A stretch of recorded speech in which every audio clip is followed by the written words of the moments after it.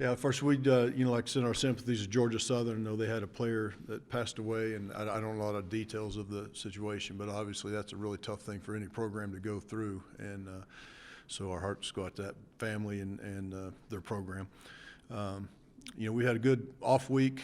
We took a lot of time to really get healed up. We're really banged up physically and emotionally, so we took some time to get our players physically healed up, emotionally ready to play, gave them quite a few days off, thought they handled it really well. They came back last Thursday and had a really good practice. We practiced Sunday night, had a really good practice on to Georgia Southern, and thought we had a lot more energy than what we've had. And obviously running around a little bit better physically. We're in a little bit better shape than what we have been. Roy Lopez practiced a little bit. Sage Dockstader practiced a little bit. We don't know the status for those guys moving forward until they get some practices in this week. I'd say both are probably pretty doubtful to help us this week, but moving forward, hopefully we could get them back on the field here pretty soon, and that would be two huge gets back for us. Roy can play in 3 games and still be redshirted, and Sage can play in 4 games and still be redshirted. So those things could help us quite a bit. And obviously we're going to play a really good football program again. It doesn't get any easier for us schedule-wise. Georgia Southern won 10 games last year and 1 bowl game, and perennial power. They've got unbelievable facilities down there. They put a lot into their football program. It's a real source of pride for them, and they do everything they can to support that football program, from the infrastructure to the facilities to the stadium to recruiting. They've got everything they need to win. So it's going to be a great task for us, but one we're certainly looking forward to, and I think our guys will play really well. Questions? Austin Perkins, I think he missed the game. Yeah, Austin is not practicing yet. He's got to get the stitches out from the surgery. I think that's actually today, and so it'll be questionable whether he could practice enough to play this week, but we would get him back for the next game. Is he the only one that's missing then? As far as guys that have been playing, yes. Yeah, should be. What's the familiar, how much of an advantage is it that, you played Georgia Southern a lot when you were in the Sun Belt, so just the familiarity, I guess, with what they do? Yeah, that helps. We know their personnel, we know their schemes and those type of things, so we've played that triple option style of offense several times. Their coordinator was UNM's coordinator before too, so we go all the way back to that with them. Defensively, it's a little bit different, but their defense coordinator came from Appalachian State, so we got some carryover there too. So yeah, that helps. The bigger thing is the quality of players they have. They got really good players, and they do a great job down there. What do they do defensively? It's an odd front. It's 3 down front. Do a really good job of moving their front, bringing the outside linebackers, different ones on different pressures and things like that. I think the best thing they have is team speed, though. They're real athletic on defense.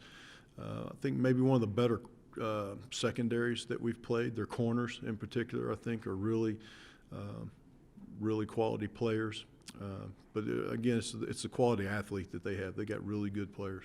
Other than Russ, what's the focus on that you guys worked on the practicing and then to go over? Yeah, we just went back to fundamentals, to blocking, tackling, taking care of the ball, all those type of things. It was really working on fundamentals more than anything during the off week. Because, you can chase all sorts of ghosts about, why have we struggled this year, why have we done that, and you can look at a lot of different things, but it all comes down to the turnover margin. That really is the single dynamic that has, where we've shot ourselves in the foot in games. If we don't do that, we're probably, win 3 or 4 games up to now. And so we went back to fundamentals, just working on those things. How do you coach them through that? Well, I don't know how you coach yeah. getting turnovers. It's hard. If I knew that, I'd be a millionaire because I could sell it to every other coach. But, you just go back to fundamentals of ball security drills in practice and your defense trying to, rake the ball out. It's really more for defense. It's about playing more physical. The more physical you play, the more turnovers you cause. So we've really been talking to the guys about playing more physical in practice and just harder hitting practices than what we've had. And then offensively, just like we said, it's more just a conscious effort of taking care of the ball. And it's really a whole comprehensive thing offensively, because when you look at just like interceptions, you look at, sometimes Josh throws an interception, but some of those were tipped up by a wide receiver. Some of those were, he's getting hit right when he throws the ball. So, interceptions are kind of a team deal on the offensive side of the ball. And then we got too many fumbles this year too. So we're trying to take care of that with some ball security drills and those type of things. But that's more of a mental aspect of things, I think, on the offensive side. So hopefully we can get that cured.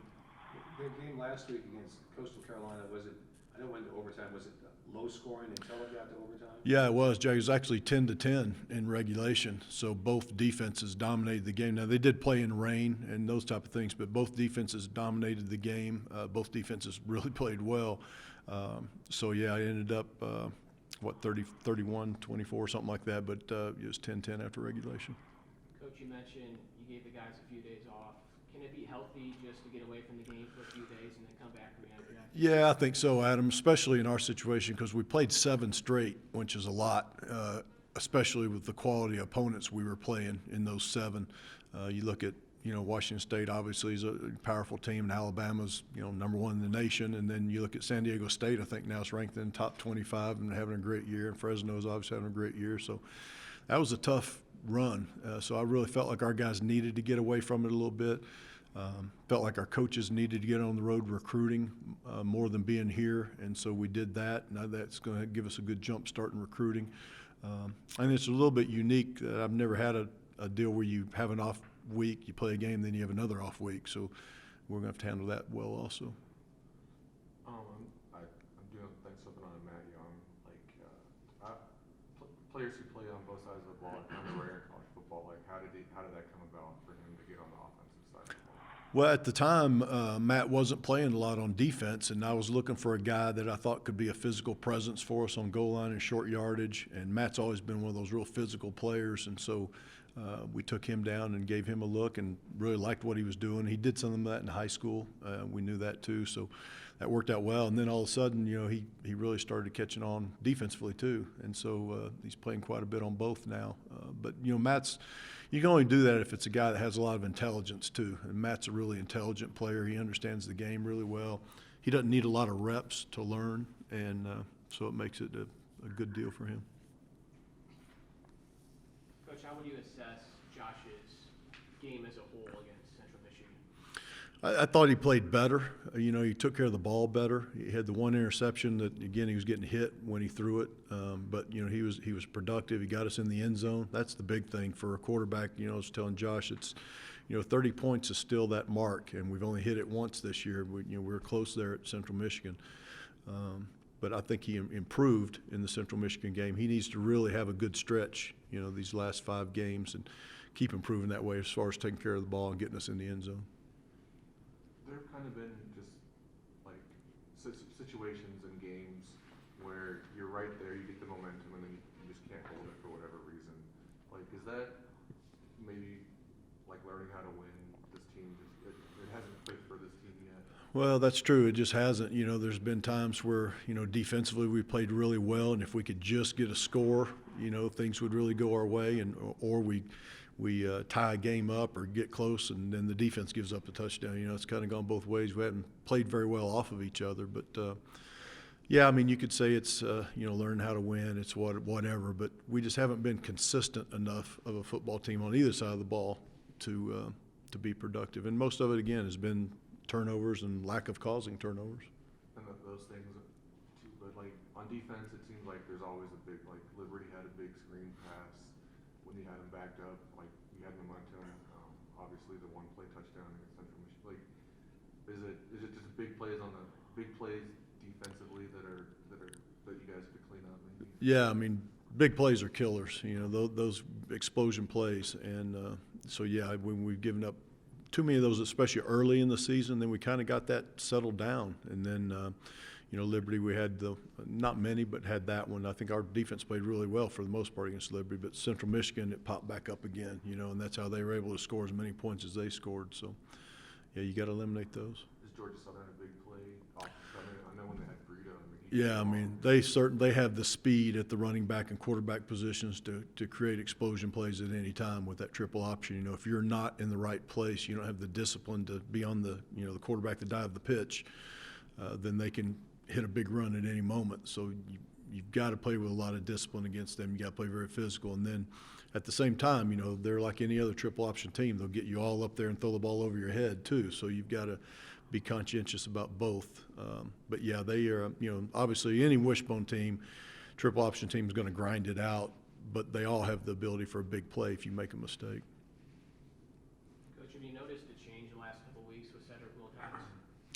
You know, Cedric's been pretty consistent all year, playing really well. I think he's probably had his best year, and it's kind of quiet, but he's had his best year as far as just the consistency that he's playing with. Adam, I think he stepped it up the last couple of weeks, but really pleased with the way he's played. I think Cedric's really matured as a person and a player, and he's been fun to coach this year.